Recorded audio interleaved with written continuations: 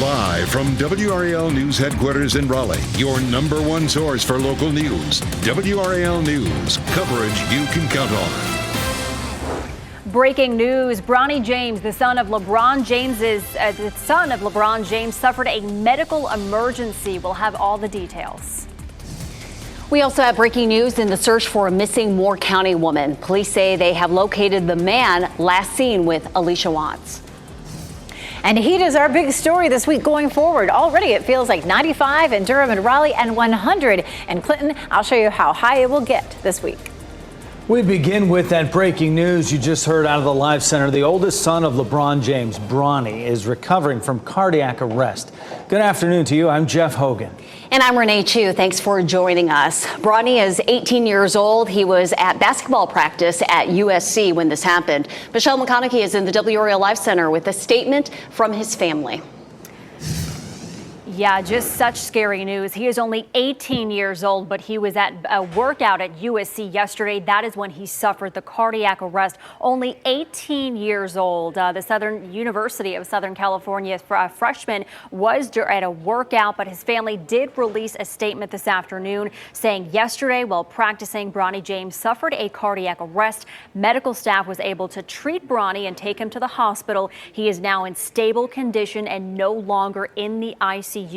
LeBron and Savannah wish to publicly send their deepest thanks and appreciation to the USC medical and athletic staff for their incredible work and dedication to the safety of their athletes. Again, he is in stable condition today. This all happened yesterday evening during a practice, but just so scary. He is only 18 years old. Michelle, thanks for that. To take this one step further with Dr. Christopher Kelly, a cardiologist with UNC Health. Dr. Kelly, thank you so much for joining us right now with some thoughts on what little we know about the circumstances around Bronny's cardiac arrest. The first thought, I'm sure, came into a lot of folks' mind, Damar Hamlin. He was injured for the Buffalo Bills on the football field with a direct hit to the chest. What do you think of when you hear cardiac arrest in an athlete? Hey, Jeff. Yeah, so thanks for having me on to talk about this. Obviously, every parent's worst nightmare to have their child have something like this. And for every athlete, it's obviously a terrifying prospect that this could happen. So there's two sort of broad possibilities here. One is that there's some undiagnosed heart problem that becomes manifest during exercise and can cause cardiac arrest, which is stopping of the heart muscle, which is death until you are resuscitated. And then there's also something that happens to an otherwise healthy person on the field, like Damar Hamlin, who had, as far as we know, no pre-existing heart problems, but just got hit in the chest hard enough and just at the wrong time. We know absolutely nothing about what happened, unfortunately, with Mr. James, but we're hopeful that he has a very fast recovery. And we hope that this also spurs a discussion about keeping athletes safe. What does it mean in general terms, the fact that he went into ICU, came out of ICU quite quickly? What does that mean for his recovery? Yeah, so young people who experience cardiac arrest, if they are promptly resuscitated with CPR and a defibrillator, generally do well. They will always go to the ICU for an initial period of monitoring. But as long as CPR was started right away, they usually recover nicely. And thankfully, that's what we saw with Mr. Hamlin. So I'm hopeful that the news that he's already out of the ICU means that Mr. James will have a quick recovery and be back home very soon. He's 18 years old, and a lot of athletes will be headed back to school and be on our fields and courts here by the thousands. Are there things that parents and those athletes should be concerned about? Yeah, so screening of competitive athletes for underlying heart conditions is actually a somewhat controversial subject in medicine. And there's a lot of different practices from one doctor to the next and from one country to another. Some countries do very aggressive screening of all high school and older age athletes with EKGs and heart tests before they compete. Other countries don't do anything, and the U.S. is somewhere in the middle where, depending on which doctor you see, you may get a more or less thorough exam. We do recommend as cardiologists that everybody, from middle school onwards, engaging in competitive sports, undergo a history and physical with their pediatrician or doctor, which includes a lot of questions trying to elicit any underlying heart problem. Whether or not you also do heart tests like an EKG, where they measure the electrical signals from the heart, or an ultrasound where they actually look at the heart will depend a lot at what level you're competing at and what doctor you see. Pro athletes get the works, middle school students get a basic exam, and everyone else is somewhere in between. Got it. Dr. Christopher Kelly, thank you so much for those insights. I know our viewers will appreciate it as well. We appreciate your time. Thank you. We're also following breaking news this noon at Durham's Bethesda Park. That's located east of downtown in the 3800 block of Cash Road. There is a large police presence there. That's where we find WRAL's Monica Casey with what she's learned. Monica. Well, Renee, this park is in the middle of a neighborhood. You can see quite a few houses around this street. DPD does have the entrance to the park blocked off here, but if you come around the corner, you can see a few police cruisers down into this park. Taking a live look now at video from Sky 5 over this crime scene, we can get a better idea of what's going on here. The investigation is concentrated near the tennis courts. A white SUV is surrounded by crime scene tape. A vehicle that looks to be a work van is parked next to it outside of the tape, and there are a handful of DPD cruisers in that area as well. Right now, we are still working to get more answers from DPD about what exactly this investigation centers on and how long this park will be closed to the public. Renee?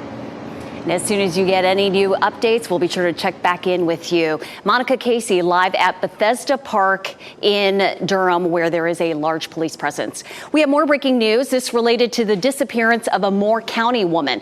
In the last 45 minutes, we've learned Alicia Watts' boyfriend was found unresponsive in her SUV a week ago. Anson County investigators say the SUV was parked at the Anson County DMV office, and James Dunmore was found inside it on July 18th. We spoke with a friend who says Watts traveled to the Charlotte area with Dunmore, her new boyfriend. We've made several calls to law enforcement asking what Dunmore's condition is at this time. Watts has not been seen since July 16th. Anyone with information is asked to call 911. A man wanted for setting his girlfriend's mobile home on fire with 5 children inside is behind bars in Cumberland County. Patrick James turned himself in to authorities yesterday after being on the run since it happened in March. WRAL Fayetteville reporter Gilbert Bays was in court this morning for his first appearance. Gilbert, what came out of that? Well, Jeff, let me say this, that the Cumberland County Sheriff's Office put out a press release about this incident when it happened in March, but it only scratched the surface of what I heard in court this morning. This is where the mobile home was, and you can see the only things left are these steps here because this mobile home burned to the ground. Let me show you a picture of the man that we're talking about. As you mentioned, he is a 41-year-old Patrick James. He faces a slew of charges, including arson and 7 counts of attempted first-degree murder. That's because authorities say on the night he set the mobile home on fire, his girlfriend, her sister, and girlfriend's 5 children were inside the home. Now, during testimony in court this morning, the investigator told the judge that James and his girlfriend got into a fight, and at some point, James poured rubbing alcohol on a mattress and set it on fire. Now, he fled the scene while the 2 other adults inside the mobile home scrambled to get the children out of the burning building. Fortunately, they all made it out alive. And that's the biggest point is, a life could have been lost. And we're very thankful that it wasn't, especially with children, because, at that point in chaos, their mind is that, there's not an adult there to guide them or to completely get them out of the home. It could have ended up bad for them. Now, I sat beside James's girlfriend in court. He had hoped that she was going to speak on his behalf so that he would get a low bond and get out of the jail, but she left actually before the case was called, and the judge wasn't having it. She said, based on the seriousness of the crime and the defendant's criminal history, that he would remain in jail without bond. His girlfriend told me that the mobile home is destroyed, and because of that, she has been staying with family. And I tell you, Jeff, this is just a terrible story. She's doing the best she can right now to make it with the 5 kids. James will be back in court on August 15th for his probable cause hearing. Gilbert Bays live in Cumberland County for us this noon. Gilbert, thank you. This afternoon, President Biden is expected to announce a new action for mental health care coverage. The proposed rule would ensure benefits on private insurance plans more closely mirror physical health benefits. The action reinforces the 2008 Mental Health Parity and Addiction Equity Act. Under the rule, insurers would need to add more mental health professionals to their network or reduce red tape to get care. Several COVID-19 pandemic-era benefits are set to expire this fall. In addition to student loan payments resuming, stabilization grants for childcare are also going away at the end of September. About 3 million children might be affected, as thousands of programs could close. Also, about 500,000 people could lose access to food stamps in October. That's when work requirements for the benefit resume. Training camp is the unofficial beginning for the 2023 football season. This morning, the Carolina Panthers are all moved in. Practice officially begins tomorrow at Wofford College. WRAL sports anchor Chris Lee joins us now from Spartanburg, South Carolina. Chris, there's got to be some excitement in the air. What's the mood of the team right now?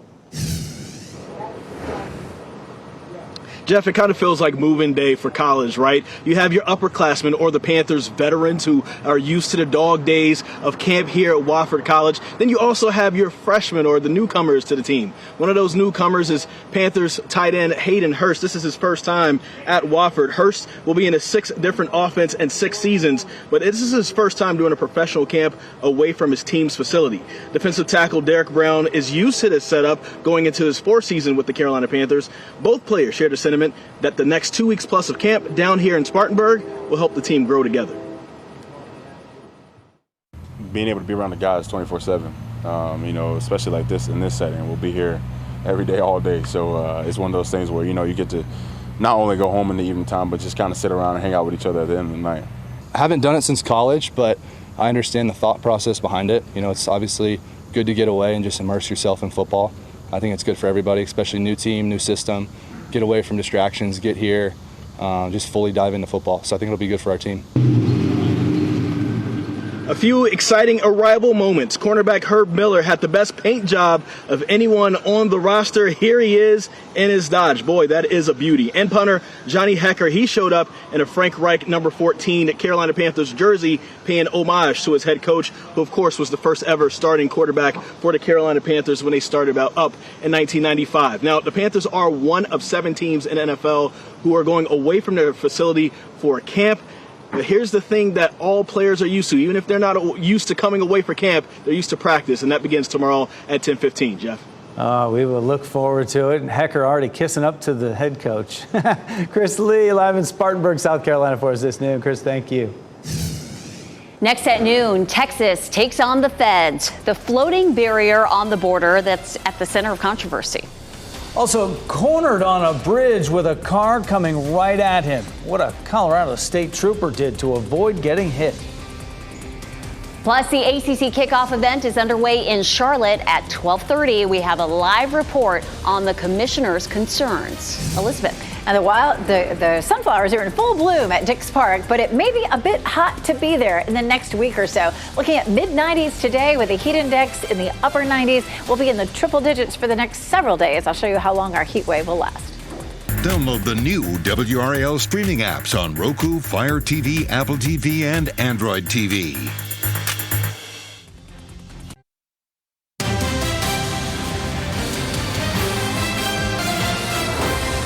The Justice Department says Texas violated federal law by installing a 1,000-foot floating barrier in the Rio Grande River without authorization. Governor Greg Abbott remains defiant, accusing President Biden of trying to hamper his efforts to secure that state's border. NBC's Priscilla Thompson has details from Eagle Pass, Texas.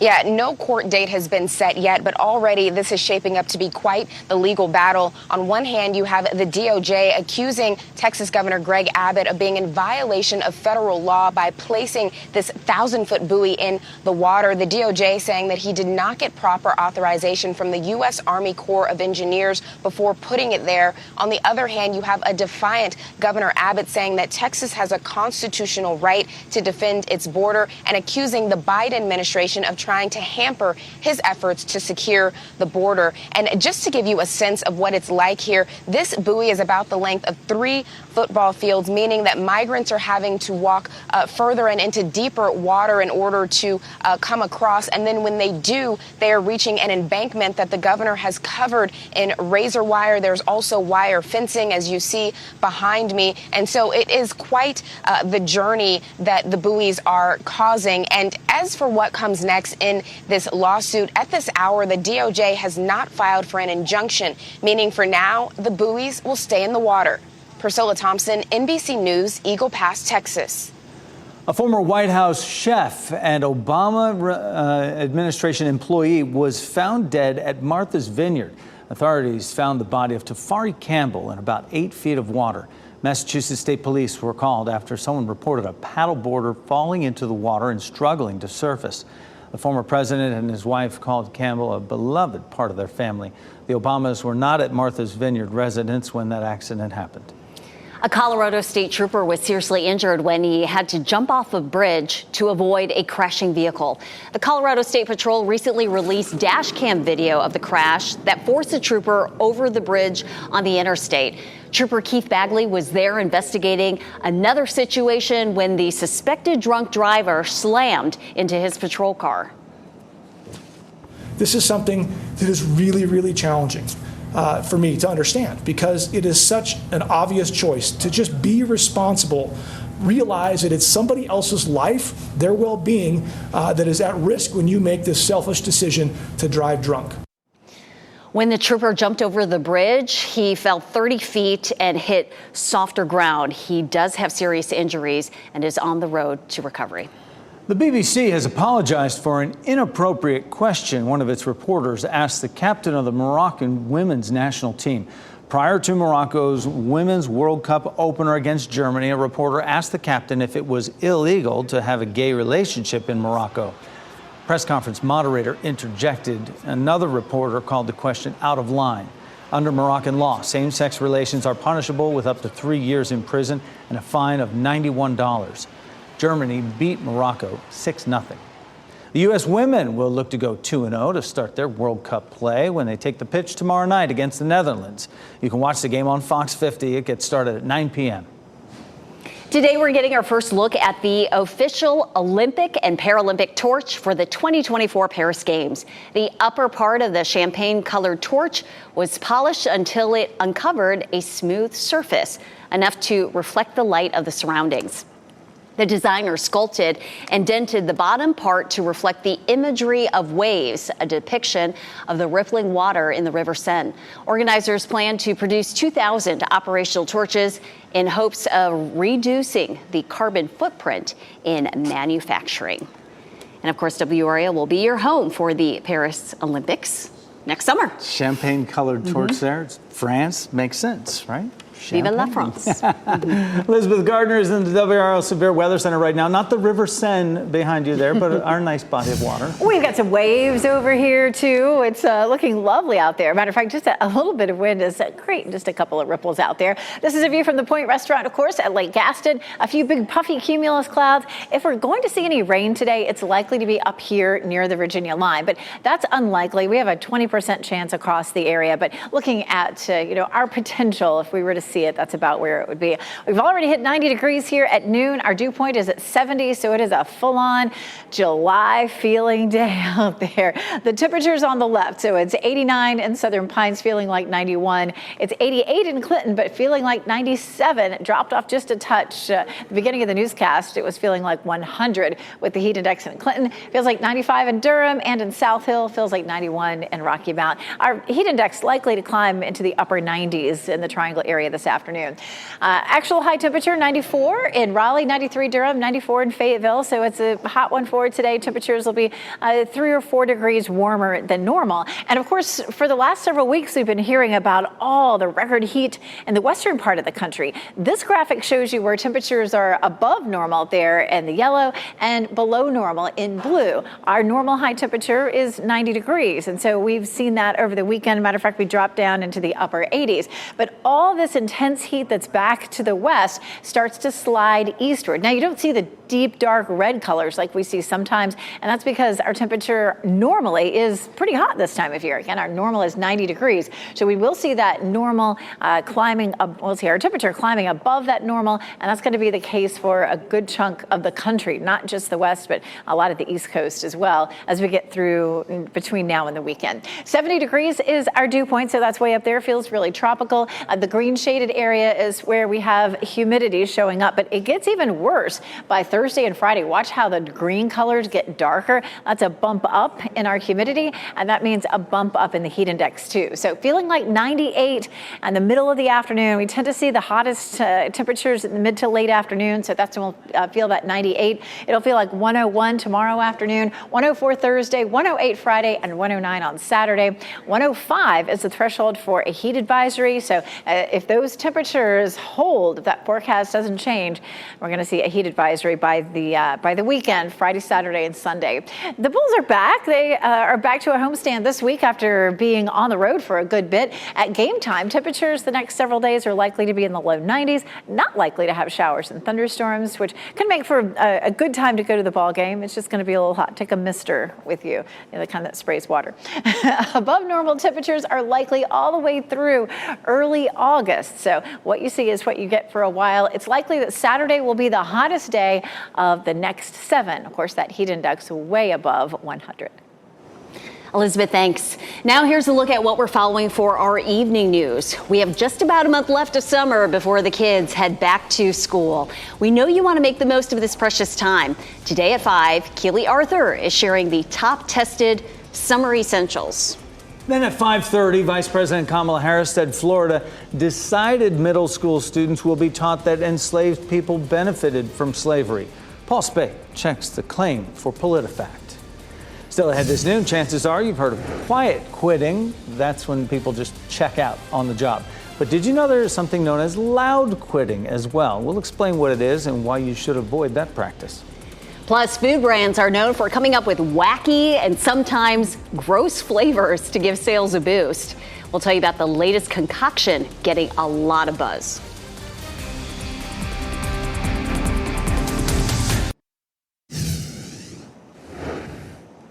You're looking at a live picture from the White House where President Biden will sign a proclamation honoring Emmett Till on what would have been his 82nd birthday. You're looking at Vice President Kamala Harris talking about that now. The proclamation will establish the Emmett Till and Mamie Till Mobley National Monument across 3 locations in Illinois and Mississippi. The monuments will tell the story of the events surrounding Till's murder and their significance in the civil rights movement as well as in American history. Bye-bye, little bluebird. Twitter is getting a facelift. As we told you, the social media platform is now rebranding itself to feature a black and white X as its logo. The X is already appearing on the desktop version of the site, but the mobile version still sports the bluebird logo for now. If you're making plans to switch jobs, here's a bit of advice from human resources experts. Take the classy way out, they say. Some workers are headed to social media to announce their resignations. HR experts say it could hurt their reputation within the industry. A recent report found 1 in 5 employees publicly announced their departure from their job, which is also known as loud quitting. Many workers feel it is natural to post about major life changes like leaving a job, but experts advise and recommend employees remain professional when leaving a job. The pay gap between women and men is at an all-time low. New data from the U.S. Labor Department shows women now earn 84 cents for each dollar made by men. That's compared to 10 years ago when women only made 78% of what men made. Economic experts say a rise in women seeking education, having children at older ages, and demand of common female-led professions have all helped to reduce the gender pay gap. And breaking right now in the WRAL Live Center, UPS has reached a contract agreement with more than 300,000 unionized workers. They reached that deal today, averting a strike that had the potential to disrupt logistics nationwide for businesses and households. The Teamsters called this tentative agreement historic and overwhelmingly lucrative. So here's what it includes: higher wages and air conditioning inside delivery trucks, among other things. UPS has the largest private sector contract with workers in North America. Big relief, no UPS strike. Automakers are toying with a plan to attract families to buy electric vehicles. Kia, Volvo, and Cadillac each have plans to roll out 7-seaters EVs. The Kia EV9 and the Volvo EX90 could be in showrooms in a matter of months. Cadillac is scheduled to reveal an electric Escalade next month. Car shoppers who have large families haven't had many options for larger electric vehicles, nor a third row of seating until now. Hyundai, Ford, and Toyota are also planning larger electric SUVs, but a timeline has not been released. The federal government may have some new plans for your next big appliance purchase, why critics are sounding off about the new proposed rules. And here are the winning lottery numbers from the NC Education Lottery on your screen right now.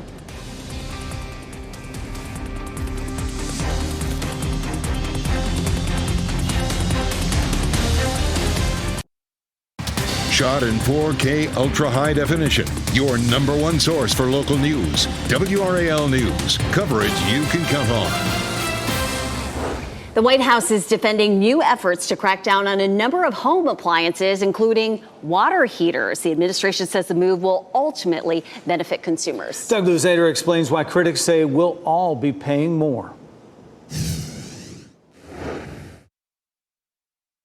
You may not pay much attention to your water heater unless something goes wrong, but the federal government has been looking at them closely. Very closely. So we want to make sure that we have the facts out there. The White House was asked about this yesterday, and they may be treading carefully here after some blowback from earlier efforts to curb the use of gas stoves that led to bans in some areas for new construction.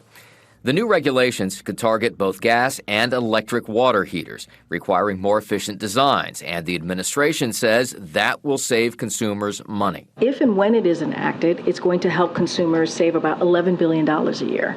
That's what the president wants to do. He wants to make sure that we lower costs for the American people. But there could be higher upfront costs, and new regulations are likely to go well beyond water heaters, including everything from gas stoves and clothes washers to ceiling fans and dehumidifiers. And there will be pushback from some on Capitol Hill. This is not about carbon. It's not about climate change.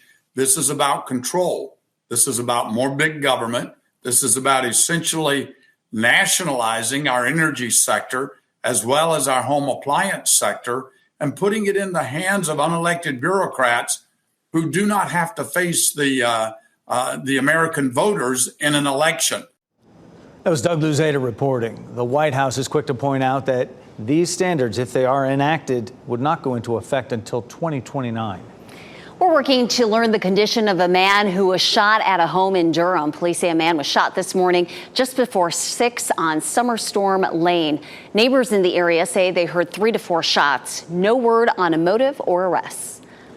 Now, you might notice a large police presence in Clayton right now because the police department is conducting a training exercise at area schools. This morning's event wrapped up about 30 minutes ago at Riverwood Middle School. The next exercise begins at 1 o'clock at Clayton High School, and that will end at 4 p.m. In about a half an hour, the Goldsboro Police Department will host the inaugural Second Chance Employment and Resource Fair. It takes place at the Goldsboro Event Center on South Slocum Street, and it is open to the public. Anyone interested in learning more about job training, mental health services, and more is invited to attend. ACC kickoff began today with the Commissioners Forum. ACC Commissioner Jim Phillips addressed the state of the conference on a variety of issues, including his thoughts on being named a defendant in the Northwestern hazing lawsuits. Pat Welter joins us live now from Charlotte. Pat, what did the commissioner have to say about the future of the conference? Well, Renee, I think you could argue that Phillips' future right now is the bigger question, and he talked to us for about 30 minutes before addressing the elephant in the room, and he didn't say much. Phillips, of course, Northwestern's athletic director from 2008 to 2021. He's been named as a defendant in 2 of the Northwestern hazing lawsuits that are being called a Me Too type movement for college sports. Phillips speaking publicly for the first time since issuing a statement last week. He said his heart goes out to anyone harmed by the situation at Northwestern. He said his highest priority was always the health and safety of student athletes, and that due to it being a legal matter, he was unable to share any more at this time. Phillips was much more willing to talk about revenue and NIL issues facing the ACC and college football. He believes the ACC's new performance-based revenue model has brought the conference together. He also echoed comments that we've heard from Triangle area coaches about NIL. Inconsistent state laws are not being enforced, he says. It's time for federal regulation.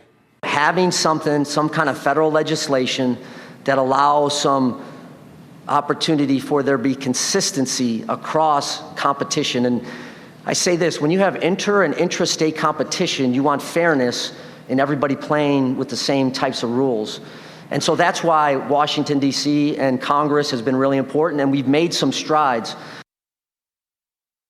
Now, there was some federal legislation proposed last week, but so far nothing has been passed. Now, Phillips said the biggest issue right now is that players are being recruited by boosters through NIL, even being induced to transfer. He says if Congress doesn't do anything, the conference is working on a plan B, Renee, but right now he just couldn't share what those details are. All right, Pat Welter reporting live from Charlotte. Thank you with what ACC Commissioner Jim Phillips had to say. We'll have you covered all week from Charlotte. From the ACC kickoff, look for more live reports from Pat, Casey Hintz, and Brian Murphy today. Still ahead this noon, why people get even more intense migraines during the summertime and what they could do to help reduce the pain. Plus, we'll take you overseas and under the sea to a unique hotel, how this is helping to restore marine life, and how something like this could work off our coast.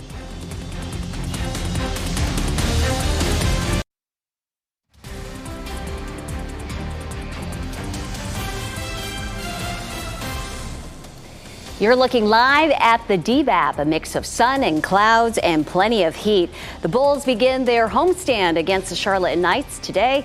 It's going to be a hot and steamy week. Find a shady spot at the ballpark. You're watching WRAL News, available on Spectrum and the WRAL app on your TV or streaming device. Severe weather conditions are enough to give anyone a headache, but temperature fluctuations are even more problematic for migraine sufferers. Sonia Goins explains how weather can trigger some migraines. For some people, migraines are debilitating. The intense throbbing head pain is often so severe that it feels like the head will explode. When people have migraine, they typically do have pain. It's typically moderate or severe pain, but they have other symptoms that go along with that. Dr. Rashmi Halkar Singh says that a migraine is a neurologic disease that affects people differently. Some migraine sufferers experience sensitivity to light, sound, and smells. It can impact their quality of life. It can impact their day. They typically have attacks which can be unpredictable. She says extreme weather can impact various changes in the brain and cause a migraine. Many people say that's barometric pressure changes and changes in the weather, but some people say it's the heat that triggers them. Dr. Halkar Singh says it's crucial for migraine sufferers to stick to a routine, get plenty of rest and exercise, and it's also important to stay hydrated during the summer. We really need to be careful about maintaining as much hydration as we can, and I think sometimes we don't even realize we're dehydrated. It just kind of happens. Sonia Goins reporting, and the risk for heart attack could also increase during hot and polluted days. A recent study of 200,000 deaths found there was a high risk that someone could die of a heart attack during extreme temperatures. High levels of pollution and the combination of both poor air quality and heat waves could double the risk. Researchers say during those times, the heart is working hard and under stress, increasing triggers for a heart attack. Flames are raging across the Italian island of Sicily. Coming up, how a massive fire forced officials to shut down the airport.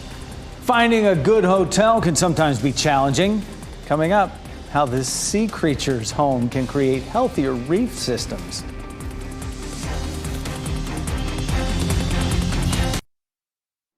Firefighters in Italy are working hard to prevent a wildfire from spreading near an airport. Flames surrounded the airport at Palermo overnight, forcing officials to close the airport. Firefighters were there trying to keep the fire at bay. This wind-fed brush fire is just one of several blazes burning on the Mediterranean island of Sicily. Sad news in Nova Scotia, where the body of a 52-year-old man and an unidentified person have been recovered after floods. 2 people remain unaccounted for. Much of the area has been dealing with severe flooding and impassable roads after torrential downpours swept in over the weekend. Water crumbled roughly 50 roads, triggered landslides, and destroyed 6 bridges. If your summer plans involve going on a vacation, odds are good you'll probably stay in a hotel. But there's a group of hotels in the water off Sydney, Australia, reserved for special aquatic guests. Marianne Rafferty takes a closer look at seahorse hotels and how they could lead to healthier reef systems. You've probably never seen hotels like this before. Made from special biodegradable metal, these structures are called seahorse hotels. Marine biologists in Australia are using them to help give the white seahorse, an endangered species, new places to live. The reason that these seahorse species is endangered is through habitat loss, so the loss of things like seagrasses and soft corals. So the seahorse hotels we place out into the wild, and over time they will accumulate lots of natural growth, including sponges and algae, and become a suitable habitat for all the seahorses, replacing that habitat that's been lost or degraded in the past. And just like hotels for people, over time these structures will also go through some renovations. The metal will eventually corrode away, and essentially it'll leave behind a small semi-natural reef, and this will allow the seahorses to inhabit it into the future. But while scientists overseas are restoring reef systems, corals along parts of Florida may also need emergency attention. The National Oceanic and Atmospheric Administration says above average ocean temperatures are causing some corals in the Florida Keys to bleach earlier than expected. They're starting to pale and losing their their algal pigments, and eventually we expect them to bleach fully. The bleaching process strips corals of their nutrients, making them easy targets for disease. The seahorse has got to be the oddest animal ever invented. It's amazing. Yeah, Marianne Rafferty reporting there. The average surface temperature for water around the Florida Keys has been 91 degrees. The average for this time of year is supposed to be around 85.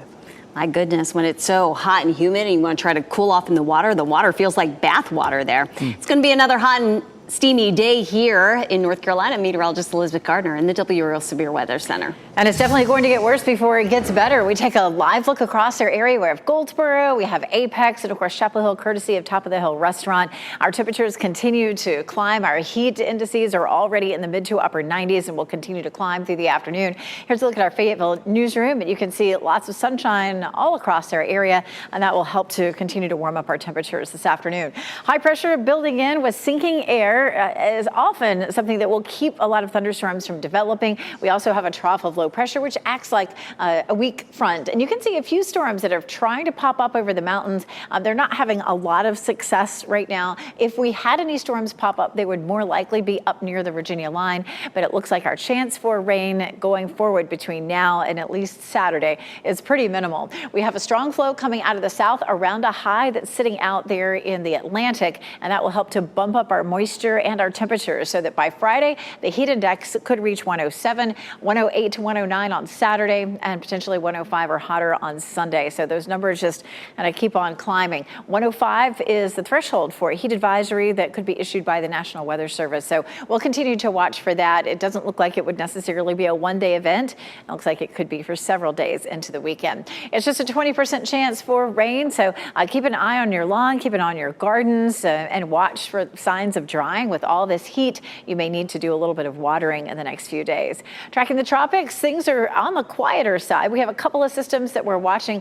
This broad area of convection and another one that's moving across the Leeward Islands.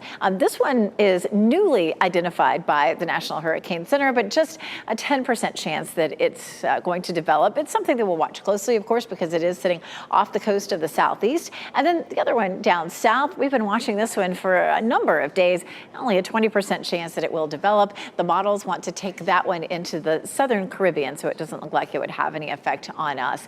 We're not seeing a lot of activity coming off the coast of Africa just yet. It's not necessarily the right time of year yet. We tend to really see that as we get into the middle of August. But another reason for that is that we have dust from the Saharan desert coming out across the same path that we tend to see those storms developing. And that dusty air is also very dry, and it's not conducive for storms to develop. So it looks like we may have a fairly quiet period, at least for the next few days or week or so.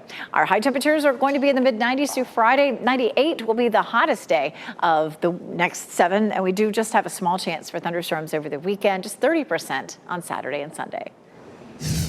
Elizabeth, thanks. Zoo officials across the pond welcome a tiny new addition into the fold. What makes Pablo so special?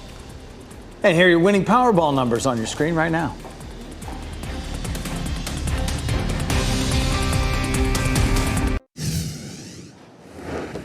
As we wrap things up, here's a look at a few of the headlines we're following today. The oldest son of NBA star LeBron James is recovering from cardiac arrest. It happened yesterday afternoon during basketball practice at USC. LeBron James Jr. is now stable and no longer in the ICU. The 18-year-old, known as Bronny, will be a freshman at USC this fall. Bills safety Damar Hamlin is offering his prayers and support to the James family. In a tweet, Hamlin said he would be there for them as they had been there for him during his ordeal. Investigators in Anson County, not far from Charlotte, say they have found the man who was reportedly last seen with a missing Moore County woman. James Dunmore was found unresponsive a week ago today inside the vehicle belonging to Alicia Watts. Watts had not been seen since last Sunday. We are pressing officials for more information. You can look for any updates starting at 4.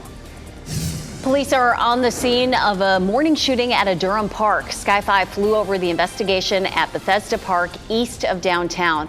Police say a man was shot around 11 a.m. and is in the hospital with serious injuries. Officers are asking anyone with information to call Crime Stoppers. The new Xbox controller might make you hungry. Microsoft is giving away limited edition Teenage Mutant Ninja Turtle themed controllers that smell like pizza. The giveaway is part of the company's collaboration with Paramount for the Teenage Mutant Ninja Turtles Mutant Mayhem movie. It will hit theaters August 2nd. Fans need to follow Xbox Game Pass on Twitter and retweet a sweepstakes post before August 13th to be eligible. Captain Crunch cereal turns 60 this year. He's getting a big honor. The captain finally is getting a true captain's jacket with a 4th stripe. 60 cosplay Crunch mates gathered in San Diego to mark the occasion. Fans can check out the captain's new look on the latest cereal boxes, treat bars, and more products. Okay, best or worst thing ever. Skittles has partnered with French's Mustard to make its first ever mustard flavored Skittle. Oh yes, the candy is described as having a tangy mustard flavor combined with the candy's iconic chewy texture doused in a yellow coloring. Well, don't expect it to see on store shelves near the mustard or the candy aisle. People brave enough to try this new flavor have to travel to Atlanta, Washington, D.C., or New York. I know you're not trying it. Oh, no. Chester Zoo in England is celebrating its tiniest new addition. Meet Paolo, the baby southern poodoo. It's one of the world's smallest deer species, native to rainforest areas in Chile and Argentina. Paolo will only grow to be around 18 inches tall.